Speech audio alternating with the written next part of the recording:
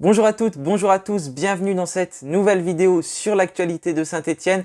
On va bien évidemment faire un point sur l'attraction principale de ce mois de janvier, le Mercato. On sait ô combien il est important pour les Verts, 20e de Ligue 1.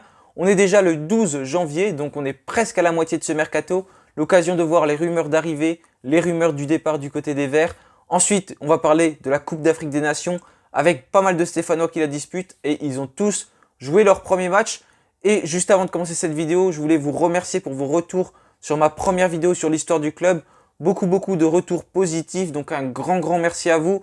La prochaine vidéo qui va être la période de 1960 à 1980 va bientôt arriver. Donc je compte sur vous pour la visionner dès qu'elle va sortir.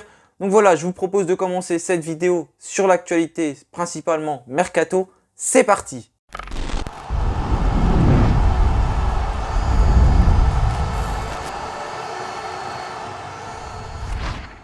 Donc tout d'abord, pour commencer cette vidéo Mercato, on va parler de Jean-Philippe Mateta. C'est quand même le dossier phare de ce Mercato. On espère tous que cette avant-centre qui évolue du côté de Crystal Palace va rejoindre les Verts. Le Progrès nous indiquait notamment qu'il allait venir dimanche dernier. Finalement, ça ne s'est pas fait. Il avait joué un match même samedi avec son club où il avait marqué. Donc ce joueur est prêté par Mayence du côté de Crystal Palace. Et voilà, Crystal Palace voudrait ensuite le prêter à Saint-Étienne. Mais ce n'est pas si facile que ça, puisque déjà, une des premières raisons à cela, c'est que Mayence ne voudrait pas s'engager dans un transfert entre trois clubs, donc entre Mayence, Crystal Palace et Saint-Étienne.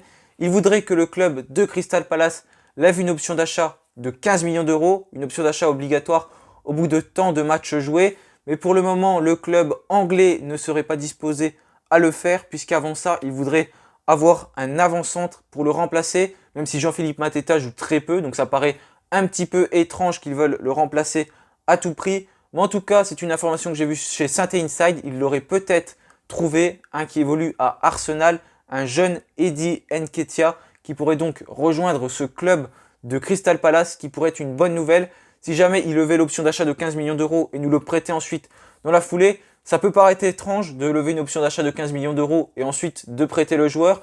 Mais avec les clubs anglais, j'ai envie de dire, rien ne m'étonne. Donc peut-être que Jean-Philippe Mateta pourrait ainsi rejoindre Saint-Étienne, ce qui pourrait être une bonne nouvelle, car c'est un profil d'attaquant qu'on n'a pas forcément. Il est athlétique, il est technique, c'est voilà, vraiment un joueur qui peut être très bon, même dos au but, qui court pas mal, il occupe une grande surface du terrain, très différent du profil notamment d'un Berić ou encore d'un Ramirez, qui avait un profil vraiment très similaire de renard des surfaces, qui paraît donc étrange que Claude Puel a pris Ramirez, mais on sait très bien qu'il n'en voulait pas et que c'était pour faire plaisir aux supporters. Mais en tout cas, si Jean-Philippe Mateta pourrait arriver, ça pourrait être une bonne nouvelle. Lui qui a été considéré pendant longtemps comme un très bon espoir français, je pense qu'il pourrait tout simplement se relancer chez les Verts. Il était bon du côté de Châteauroux en National, du côté du Havre en Ligue 2. Même à Mayence, il était bon en Bundesliga. Et là, il s'est un petit peu perdu depuis un an où il joue très peu avec Crystal Palace.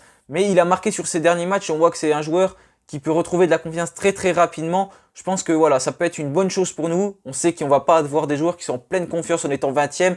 Ça paraît illogique de rejoindre un club 20e quand on est en pleine confiance. Mais Jean-Philippe Mateta, je suis sûr que c'est un joueur qui peut retrouver sa confiance rapidement. Donc s'il venait à Saint-Étienne, pour moi, c'est une très bonne nouvelle. Donc n'hésitez pas à me dire ce que vous en pensez en commentaire. Mais c'est un profil, je pense, qui nous manque, un profil physique. On n'a pas de ça avec Denis Bonga ou Arnaud Nordin, même si c'est des joueurs qui évoluent sur les côtés, ce qui est assez différent. Mais en tout cas, je pense que c'est quelque chose qui nous manque, cette patte physique du côté de l'attaque stéphanoise.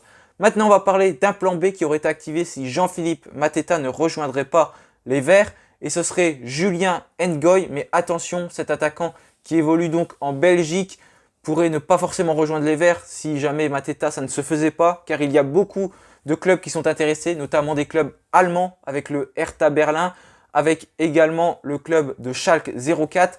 Il y a même un club français, Montpellier, des clubs qui sont donc mieux placés que nous et qui ont une meilleure surface financière. Donc ça pourrait paraître étrange qu'ils rejoignent les Verts. Mais en tout cas, c'est une des rumeurs évoquées. Un attaquant qui n'est pas non plus l'attaquant le plus prolifique. Il a eu du mal à s'imposer du côté du Stoke City. Il a surtout joué avec les U23. Il a joué aussi à Walsall en 3e division anglaise, à Zurich en D1 suisse. Et là, il joue au KAS Eupen en Belgique. Donc c'est un attaquant sur cette saison, par exemple, il a joué 17 matchs, 3 buts, 2 passes décisives.